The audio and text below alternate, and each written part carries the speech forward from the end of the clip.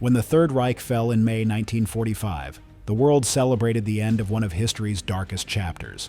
But for the wives of Nazi officials, the nightmare was just beginning. What happened to these women, many of whom had lived in luxury and privilege during the war, would shock even those who thought they understood the full extent of post-war justice. Behind closed doors, away from the Nuremberg trials and the headlines, a different kind of reckoning was taking place. From public humiliation to imprisonment, from desperate escapes to tragic endings, the stories of these women reveal a side of post-war Europe that history books rarely discuss. Today, we uncover the untold horrors that befell the wives of Nazi Germany's most powerful men. Emmy Göring had once been the unofficial First Lady of Nazi Germany. As the wife of Hermann Göring, Hitler's right-hand man and head of the Luftwaffe, she had lived in palatial estates, worn the finest jewels, and commanded respect wherever she went. But on May 8, 1945, as Germany surrendered, Emmy found herself hiding in a Bavarian castle with her young daughter,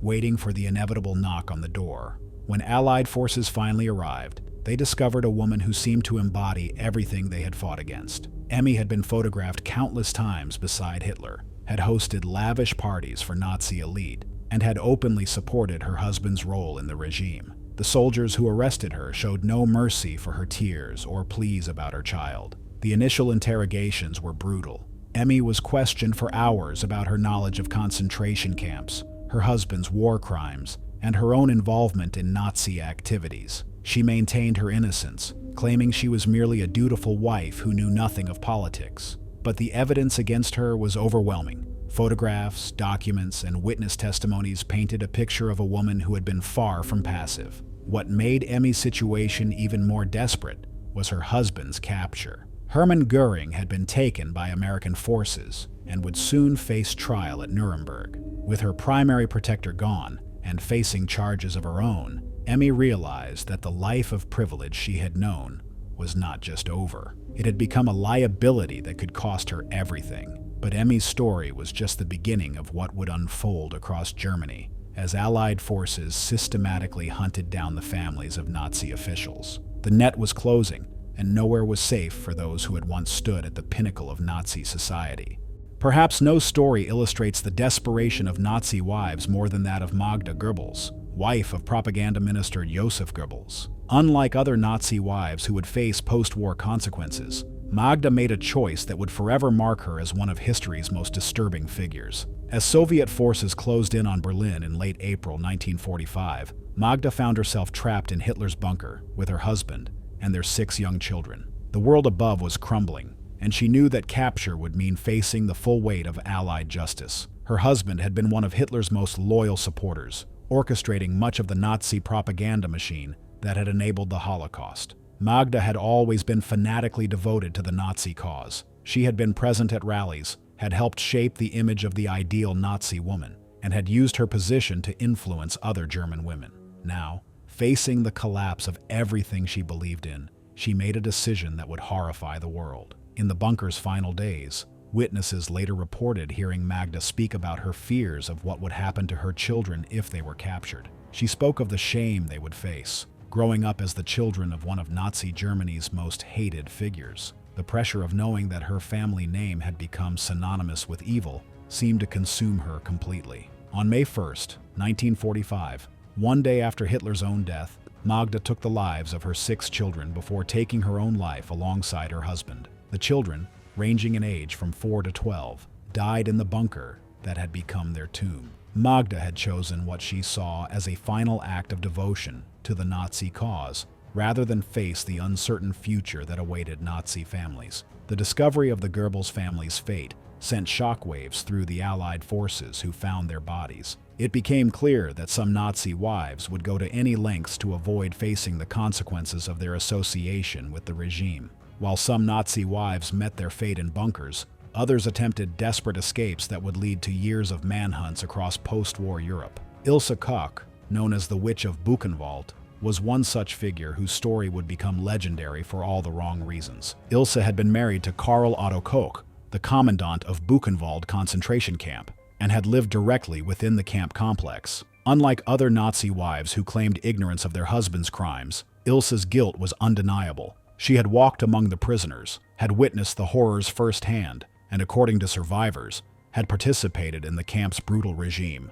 When American forces liberated Buchenwald in April 1945, Ilsa had already fled. She had been warned of the approaching Allied forces and had disappeared into the chaos of a collapsing Germany. For months, she lived under assumed identities, moving from safe house to safe house, always one step ahead of the military police who were hunting her. The search for Ilsa became a priority for Allied investigators. Survivors from Buchenwald provided testimony about her cruelty, describing how she had toured the camp and had shown no mercy to the suffering prisoners. Her case became symbolic of how some Nazi wives had not merely been passive observers, but active participants in the regime's crimes. When Ilsa was finally captured in June 1945, she was found living in a bombed-out apartment building in Bavaria, disguised as a refugee. The woman who had once lived in comfortable quarters within Buchenwald was now reduced to scavenging for food and hiding in ruins. Her capture made international headlines, and her subsequent trial would become one of the most closely watched cases involving a Nazi wife.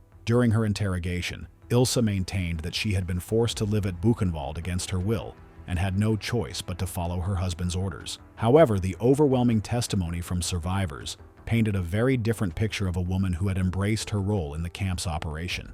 But Ilsa's capture was only the beginning of a legal process that would drag on for years, involving multiple trials and appeals that would test the limits of post-war justice. The story of Winifred Wagner reveals how even those with cultural prestige could not escape the consequences of their Nazi associations. As the daughter-in-law of composer Richard Wagner and director of the Bayreuth Festival, Winifred held a unique position in German society that transcended politics, or so she thought. Winifred had been a personal friend of Adolf Hitler since the 1920s, long before he came to power. She had provided him with financial support, had welcomed him into her home, and had used her influence in cultural circles to promote Nazi ideology. The annual Bayreuth Festival had become a showcase for Nazi culture, with Hitler as the guest of honor year after year.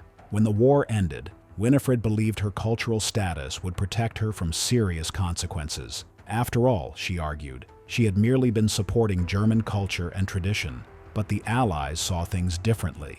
Her close personal relationship with Hitler, combined with her use of the Wagner legacy to promote Nazi ideology, made her a target for denazification proceedings. The investigation into Winifred's activities revealed the extent of her collaboration.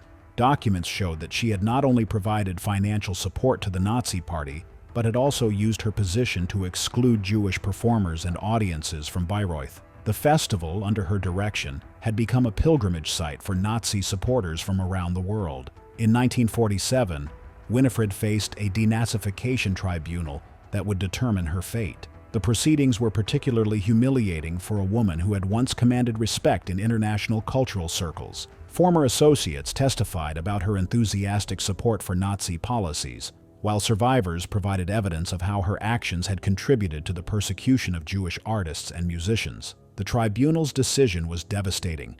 Winifred was classified as a major offender and was sentenced to 450 days in a labor camp. More importantly, she was banned from any involvement in the Bayreuth Festival and from participating in German cultural life. The woman who had once stood beside Hitler at Wagner premieres was now forbidden from entering the theater that had been her life's work. The psychological impact of this cultural exile would prove to be more devastating than any prison sentence, as Winifred struggled to find meaning in a world where her identity had been completely stripped away. As the full extent of post-war justice became clear, many Nazi wives attempted increasingly desperate measures to escape their fate. These stories of flight and hiding reveal the lengths to which these women would go to avoid facing the consequences of their associations with the regime.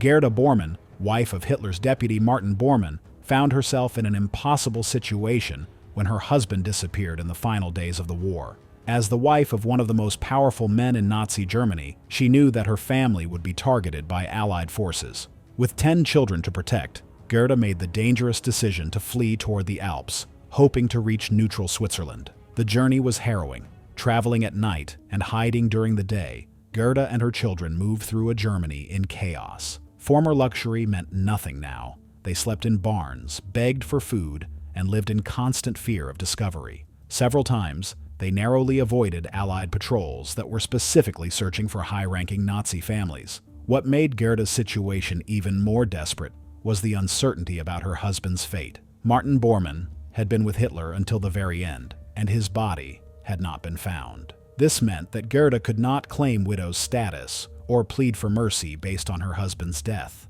Instead, she remained connected to a man who was now one of the most wanted war criminals in the world. After months of hiding, Gerta was finally captured near the Austrian border. The woman who had once lived in Berchtesgaden, entertaining Nazi elite and enjoying the finest luxuries, was now reduced to a hollow-eyed refugee with malnourished children. Her capture made international news, particularly because of the dramatic contrast between her former life and her desperate flight. During her interrogation, Gerta attempted to portray herself as an innocent victim of circumstances beyond her control. She claimed that she had never been interested in politics and had simply tried to be a good wife and mother. However, investigators had evidence of her attendance at Nazi functions and her enthusiastic support for her husband's career. But perhaps the most tragic aspect of these escape attempts was how they affected the children of Nazi officials, who found themselves caught between their parents' crimes and their own need for survival. The legal proceedings against Nazi wives revealed the complex challenges of post-war justice. Unlike their husbands, who faced clear charges related to war crimes and crimes against humanity, the women found themselves in a legal gray area that would test the limits of Allied justice systems. Emmy Göring's trial became a focal point for these challenges. As she sat in the dock at Nuremberg, Emmy faced charges that ranged from membership in criminal organizations to the plundering of art treasures. The prosecution argued that as Hermann Göring's wife, she had been an active participant in Nazi crimes and had benefited directly from the regime's brutality. The evidence against Emmy was substantial. Investigators had discovered that she had been present at meetings where deportation policies were discussed, had hosted gatherings for SS officers, and had personally selected artworks stolen from Jewish families for her own collection. Her claims of innocence began to crumble under the weight of documentation and witness testimony. What made Emmy's case particularly complex was the question of how much responsibility a wife should bear for her husband's crimes. The prosecution argued that Emmy had been far from a passive participant. She had actively supported Nazi policies and had used her position to advance the regime's goals. The defense countered that she had been a traditional wife who had simply supported her husband without understanding the full implications of his actions. The trial proceedings were often dramatic. Emmy broke down several times during testimony, particularly when confronted with photographs of concentration camp victims and evidence of her husband's role in organizing the Holocaust. She maintained that she had never seen such images before and had been kept ignorant of the regime's true nature. However, the most damaging testimony came from former servants and associates who described Emmy's enthusiastic participation in Nazi social functions and her dismissive attitude toward concerns about Jewish persecution. One witness described how Emmy had laughed when told about the deportation of Jewish families from Berlin, saying they deserved whatever happened to them. The verdict in Emmy's case would set important precedents for how Nazi wives would be treated by post-war justice systems, but the psychological toll of the proceedings was evident to all who witnessed her transformation from confident Nazi socialite to broken defendant. For those Nazi wives who were convicted and imprisoned, life behind bars represented a complete reversal of their wartime experiences.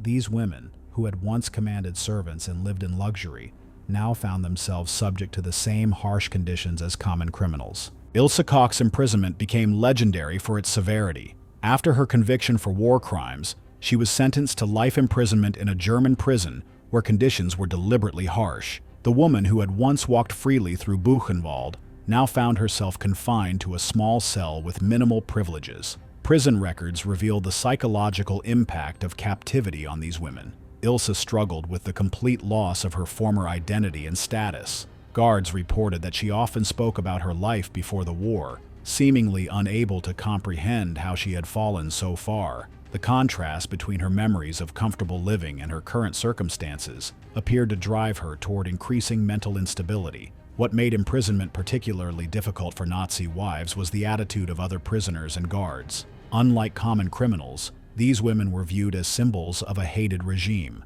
They faced constant hostility from fellow inmates and received no sympathy from prison staff who had lived through the war years under Nazi occupation. The daily routine was deliberately monotonous and humiliating.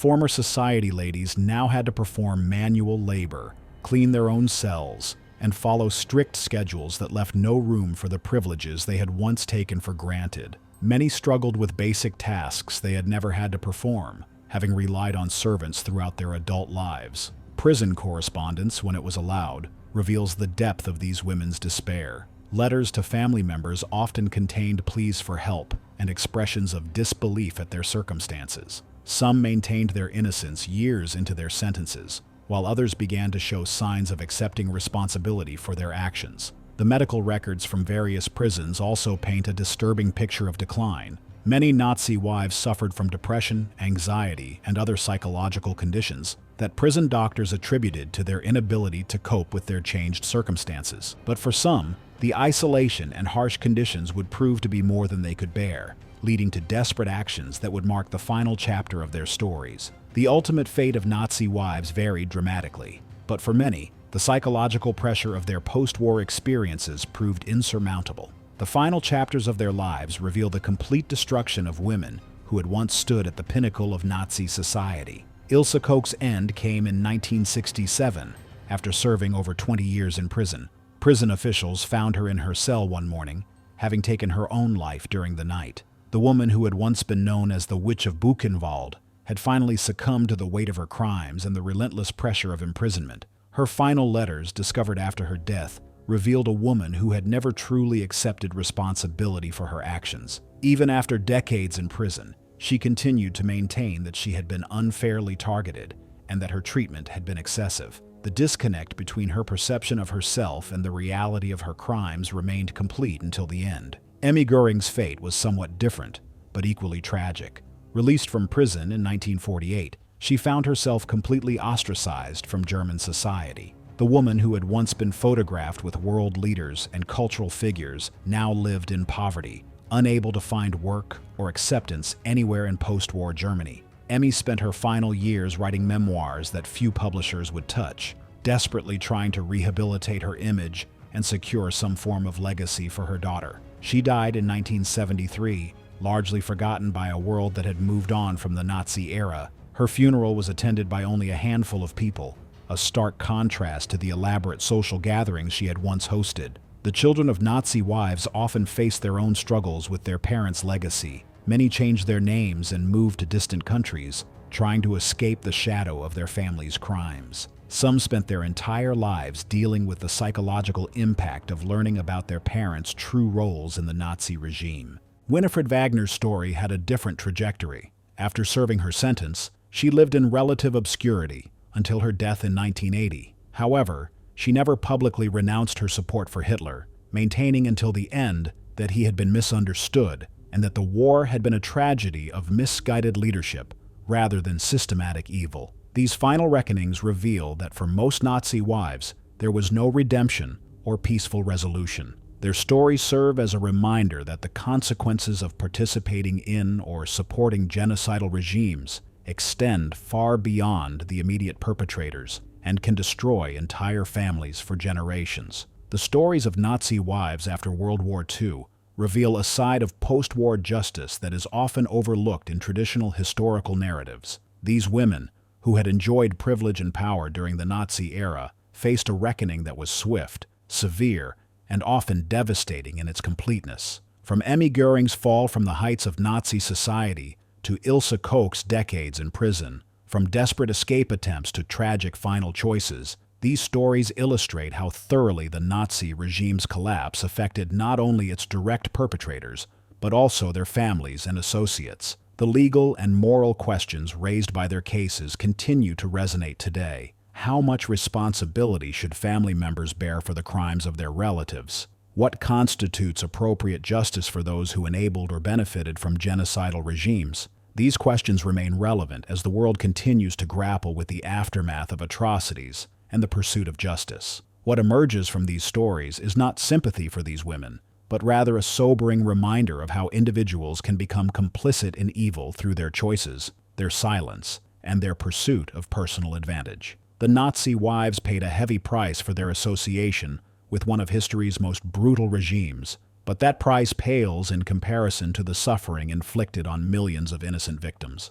Their stories serve as a warning about the costs of complicity and the long reach of historical justice. In the end, those who chose to stand with evil discovered that there was ultimately no safe haven from the consequences of their choices. If you think the fate of the wives of Nazi leaders was terrible, wait until you hear what happened to the Nazi leaders themselves. Martin Bormann was one of Adolf Hitler's most powerful and mysterious figures during World War II. As head of the Nazi Party Chancellery and Hitler's private secretary, he controlled access to the Führer, Hitler himself. He was the gatekeeper to Hitler and wielded enormous influence. The circumstances of Bormann's death were full of mystery for decades. This is because, as the Third Reich collapsed in late April 1945, Bormann was among those trapped in Hitler's Berlin bunker. When Hitler committed suicide on April 30th, Bormann remained, participating in the attempted transition of power. However, after Hitler's death, Admiral Karl Dönitz was named his successor, but Berlin was falling rapidly to Soviet forces. So on May 1st, Bormann and a small group, including SS Dr. Ludwig Stumpfegger and Hitler youth leader Artur Axmann, attempted to flee the bunker and escape Soviet capture. But during the escape, things got very strange. According to Artur Axmann, the head of the Hitler Youth and one of the few survivors from the final escape attempt out of the Führer bunker, the group that included Martin Bormann, SS physician Dr. Ludwig Stumpfegger, and several others left the bunker late on May 1st, 1945. Their objective was to cross the Spree River through the Weidendammer Bridge and reach the northwest of Berlin to escape the invading Soviets. But it was no easy journey. The group came under heavy Soviet fire while crossing the bridge. Several members were killed during the attempt. Axmann reported that after becoming separated, he took a different route and later discovered two bodies, whom he identified as Bormann and Stumpfegger, lying near the railway tracks adjacent to the Lehrter Bahnhof in central Berlin. Despite Axmann's testimony, no bodies were recovered at the time by Allied or Soviet forces, and Bormann's fate remained officially unconfirmed. On October 1st, 1946, the International Military Tribunal at Nuremberg sentenced Bormann to death in absentia for crimes against humanity and war crimes. His conviction was based on documented evidence of his central administrative role in Nazi policies, including the persecution of Jews, the exploitation of forced labor, and coordination of Nazi racial laws. However, in December 1972, during construction work near Lehrter RR Station, now Berlin Hauptbahnhof, human remains were discovered. Approximately 12 meters from the location Axmann had described, the remains were buried under rubble and concrete debris from collapsed structures and wartime destruction. To confirm if it was truly Bormann's remains, dental records provided by Dr. Hugo Blaschke, Hitler's personal dentist, were used by West German authorities. After the test, they identified one of the skeletons as belonging to Martin Bormann, and the other was identified as Dr. Ludwig Stumpfegger. However, there's more to the story. Chemical analysis of the soil surrounding the remains detected traces of cyanide, a pill that offered the option of suicide rather than capture. To confirm the previous identification results, German authorities conducted DNA testing on the skull believed to be Bormann's in 1998. The DNA profile matched that of a living relative, Bormann's daughter, who had provided a sample, confirming the identity with scientific certainty. The German government officially declared Bormann dead, based on the 1972 findings, and his remains were cremated in 1999. The ashes were scattered in the Baltic Sea by German authorities, preventing the establishment of any grave site. Yet Bormann was not the only one to escape the hangman by doing what they believed was going down on their own terms. After Hitler's suicide,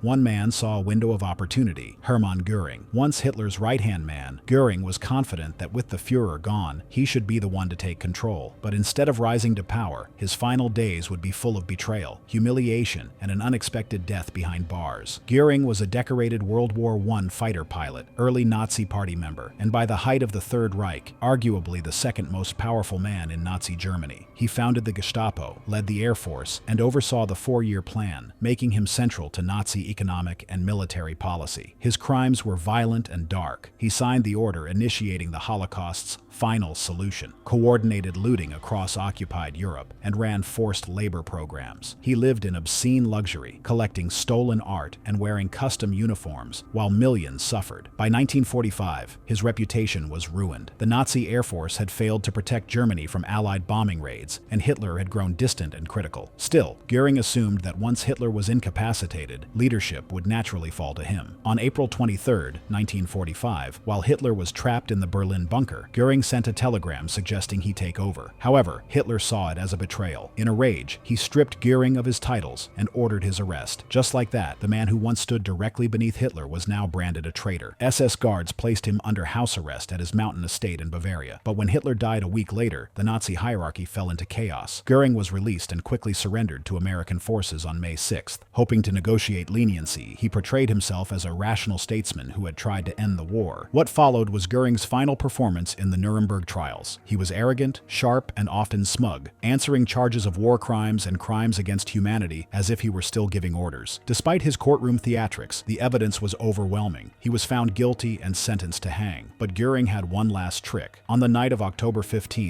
1946, just hours before his scheduled execution, he bit down on a hidden cyanide capsule and died in his cell. His death occurred at approximately 10:44 p.m., just 2 hours before he was due to be hanged. American guards discovered his lifeless body in cell number 5 of Nuremberg prison. An immediate investigation was launched, and an autopsy confirmed cyanide poisoning as the cause of death. No one knows for certain how he got the poison. Some believe it was smuggled in by a guard. Others think he had hidden it all along. Göring robbed the Allies of their public execution and died on his own terms, just as he had planned. For a man who had built his life on power, access, and control, it was a final, calculated move. And with his death, another pillar of the Nazi regime crumbled into infamy. Despite the disruption caused by Göring, preparations for the executions continued as planned. After midnight, the remaining condemned men were served their last meal. The meal consisted of cold cuts and sausage, black bread, potato salad, and tea. According to official accounts, the prisoners did not eat together. Each man remained in his cell, and the food was brought individually. Some ate, while others declined most of their meal. Hans Frank, for instance, reportedly touched very little of the food. Others, like Wilhelm Keitel and Alfred Jodl, ate sparingly and appeared deep in contemplation. At approximately 1:10 a.m. on October 16, 1946, the executions commenced inside the gymnasium of the Nuremberg prison. The U.S. Army had erected 3 temporary gallows for the hangings. However, only 2 were actively used. One served as a backup. The executions were carried out by Master Sergeant John C. Woods and his assistant, military policeman Joseph Malta. The U.S. Army employed the standard drop method, which was shorter than the British long drop. This resulted in several executions being prolonged. The executions proceeded in a specific order, starting with Joachim von Ribbentrop and ending with Arthur Seyss-Inquart. Joachim von Ribbentrop served as Nazi Germany's foreign minister from 1938 to 1945 and was one of Adolf Hitler's closest diplomatic advisors. Originally a wine merchant with limited political experience, Ribbentrop rose quickly within the Nazi Party due to his loyalty to Hitler and his early membership in the NSDAP, Nazi Party, joining in 1932. Ribbentrop played a pivotal role in shaping Nazi foreign policy and was a chief architect of some of the most critical international agreements that empowered Nazi aggression. Most notably, he negotiated the Molotov-Ribbentrop Pact with the Soviet Union in August 1939. This non-aggression treaty, which included secret protocols to divide Poland and other Eastern European countries, gave Hitler the green light to invade Poland on September 1, 1939, effectively triggering World War II. In addition to enabling the start of the war, Ribbentrop was deeply complicit in the regime's war crimes and atrocities. At the International Military Tribunal IMT in Nuremberg, he was indicted and convicted on all 4 counts: crimes against peace, war crimes, crimes against humanity, and conspiracy to commit the above crimes. As foreign minister, Ribbentrop used his position to facilitate Germany's military aggression and negotiate alliances, such as with Italy and Japan. He also ensured the deportation of Jews from German-occupied territories to extermination camps. He maintained diplomatic cover for Nazi genocidal policy and was present at meetings where the final solution was discussed and implemented. Evidence presented at the Nuremberg trials showed Ribbentrop's role in ordering and endorsing the deportation of Jews from France, Hungary, and other occupied nations. He instructed German diplomats to press local governments to surrender their Jewish populations to the SS. He also helped orchestrate the exploitation of occupied nations and was directly linked to policies involving forced labor. On October 16, 1946, he was the first of the 10 condemned men to be executed. Prior to his hanging, Ribbentrop was reported to have been calm. As he mounted the gallows, his last words were, "God protect Germany. God have mercy on my soul. My final wish is that Germany should recover her unity, and that, for the sake of peace, there should be an understanding between East and West. I wish peace to the world." According to eyewitness reports and later documentation, his neck did not break immediately, and he struggled on the rope for approximately 16 minutes. He was pronounced dead at 1:11 a.m. Wilhelm Keitel was the chief of the Oberkommando der Wehrmacht, or German Armed Forces High Command, from 1938 until the end of World War II in 1945. As one of Adolf Hitler's most loyal and senior military officials, Keitel effectively served as as the top military bureaucrat in Nazi Germany, acting as the conduit through which Hitler's directives were passed to the German armed forces. Keitel joined the German army in 1901 and steadily rose through the ranks. He became chief of the OKW in 1938 after the Blomberg-Fritsch affair led to the purging of independent military leadership. From that point on, Keitel's role was less as a military strategist and more as Hitler's administrative tool. He became known among his peers as a sycophant, even earning the derisive nickname Laketel, a pun meaning both lackey and a play on his last name. In Nuremberg, Keitel was indicted and convicted on all 4 major counts, which included crimes against peace, war crimes, crimes against humanity, and conspiracy to commit the above crimes. Keitel's criminal liability stemmed from his direct authorization and enforcement of policies that violated international law. As chief of OKW, he signed and issued numerous orders resulting in the mass execution of prisoners of war, civilians, and resistance fighters. In June 1941, he gave the Commissar Order, which authorized German troops to summarily execute Soviet political commissars. He also gave the Night and Fog Decree, which ordered the disappearance and secret execution of resistance fighters in occupied countries in December 1941. And there's more. Keitel also played a key role in the planning and execution of aggressive wars, including the invasions of Poland, France, and the Soviet Union. He signed the German surrender on May 8,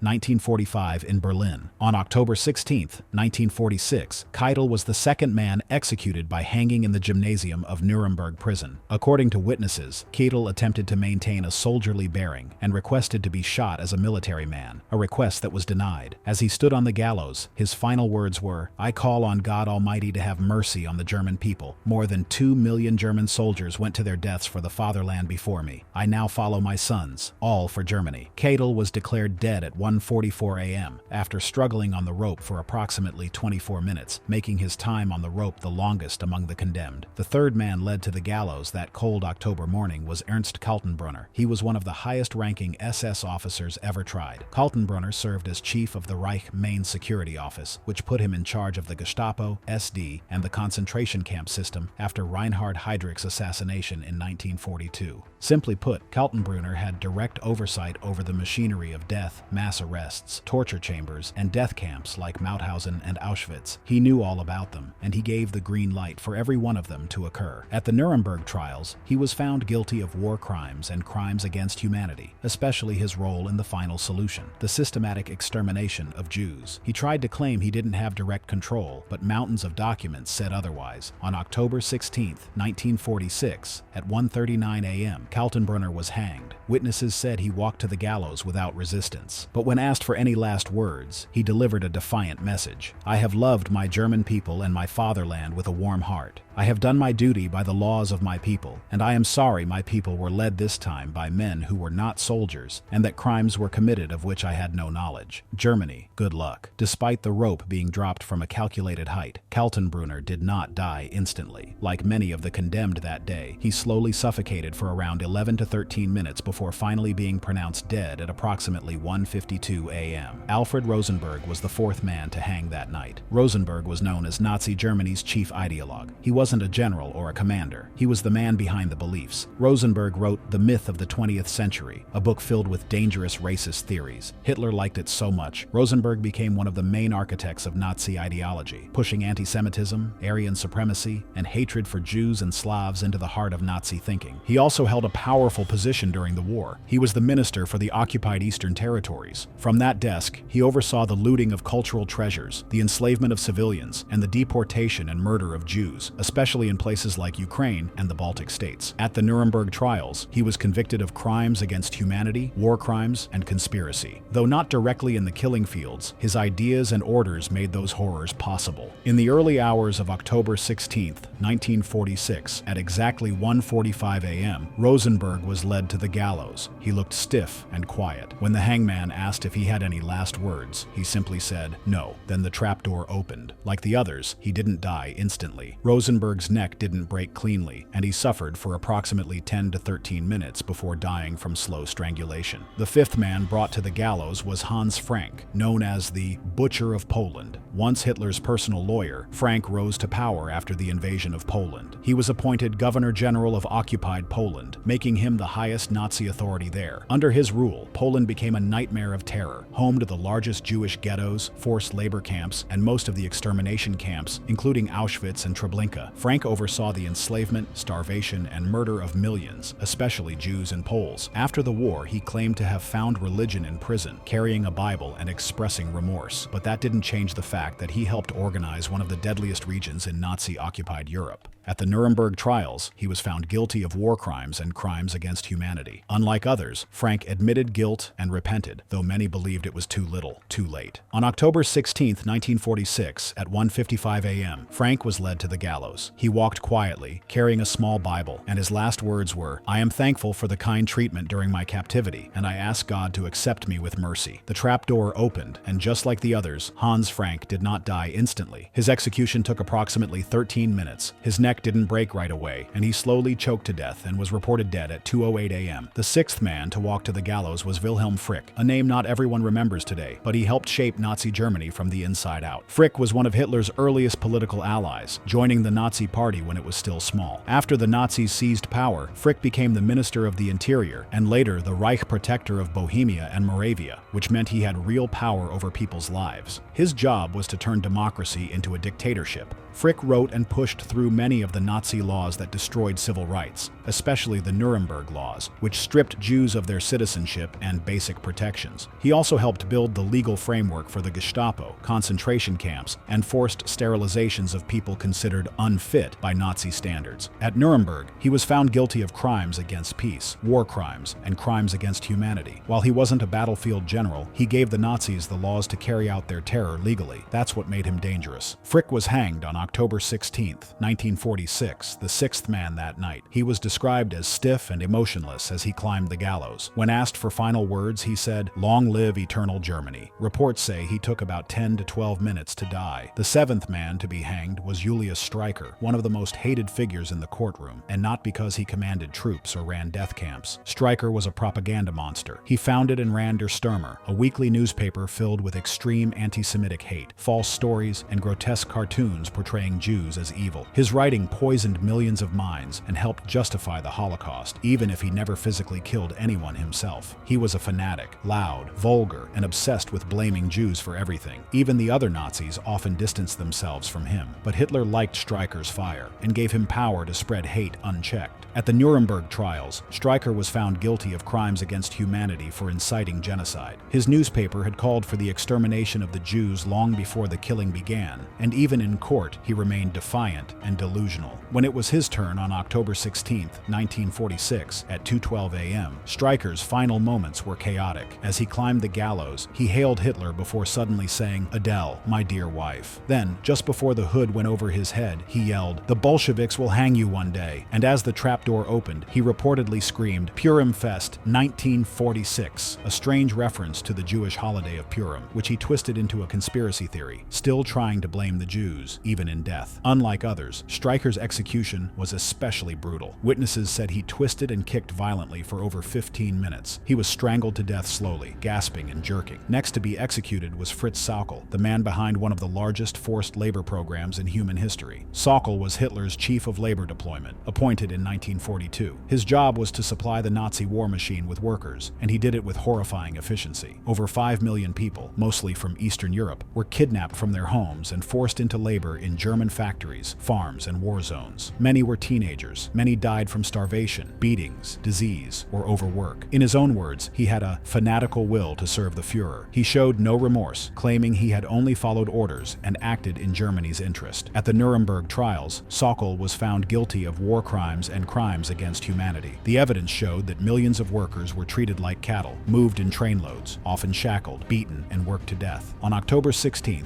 1946, at around 2:26 a.m., Fritz Sauckel was taken to the gallows. He looked nervous, but kept his composure. When asked for his last words, he said, "I am dying innocently. The sentence is wrong. God protect Germany and make Germany great again. Long live Germany. God protect my family." Then, the noose was placed around his neck. Like most of the others that night, his death wasn't quick as he struggled for around 14 minutes before going still at around 2:40 a.m. The ninth man to face the gallows was Alfred Jodl, one of Hitler's top military planners, and a key figure in how World War II unfolded. Jodl served as chief of operations for the German Armed Forces High Command. That means he wasn't just a general. He was the man who signed off on nearly every major German military order directly under Hitler. From the invasion of Poland to the brutal campaigns in the Soviet Union, Jodl helped plan it all. He also signed orders that violated international laws, including the shooting of captured commandos and resistance fighters, and the deportation of civilians. He knew these acts were illegal, but carried them out anyway, claiming loyalty to the Führer above all else. At the Nuremberg trials, Jodl tried to paint himself as just a soldier following orders, but the court saw through it. He was convicted of crimes against peace, war crimes, and crimes against humanity. On October 16th, 1946, at 2:34 a.m., Alfred Jodl was taken to the gallows. Witnesses described him as calm, tall, and composed. His final words were, "My greetings to you, my Germany." But like the others, Jodl did not die instantly. He struggled for 12 to 13 minutes, slowly choking to death as his body twitched above the trapdoor before going still at around 2:50 a.m. The last man to hang at Nuremberg on that grim October morning was Arthur Seyss-Inquart, a name many forget, but one who left behind a trail of blood and betrayal. Seyss-Inquart was an Austrian lawyer and Nazi loyalist. In 1938, he helped Hitler annex Austria into Nazi Germany, the infamous Anschluss. Hitler rewarded him by putting him in charge of occupied territories, including Poland, Austria, and later the Netherlands. In the Netherlands, Seyss-Inquart ruled with an iron fist. He sent over 100,000 Dutch Jews to concentration camps, most of whom never came back. He crushed resistance groups, executed hostages, and oversaw forced labor programs. He even approved mass deportations and executions right until the final months of the war. At the Nuremberg trials, he was found guilty of war crimes and crimes against humanity. He tried to defend himself by saying he was just maintaining order, but the court rejected it. The evidence of deportations, mass murder, and terror was overwhelming. On that fateful October 16, 1946, Arthur Seyss-Inquart was the last to step onto the gallows. He was described as pale and nervous, but polite, with his final words being, "I hope that this execution marks the final act of the tragedy of the Second World War, and that the lesson learned from this war will be that peace and understanding should exist between peoples. I believe in Germany." And just like the others, his neck didn't break cleanly. Seyss-Inquart suffered for around 15 minutes, choking, twitching, and dying slowly in silence before finally going still at around 2:59 a.m. After the executions, the bodies of the 10 hanged men were transported to Munich. On October 17th, the remains were cremated at Ostfriedhof Crematorium. The ashes of all 11 executed men, including Göring, were scattered in the Isar River to prevent the establishment of any burial site that could become a shrine.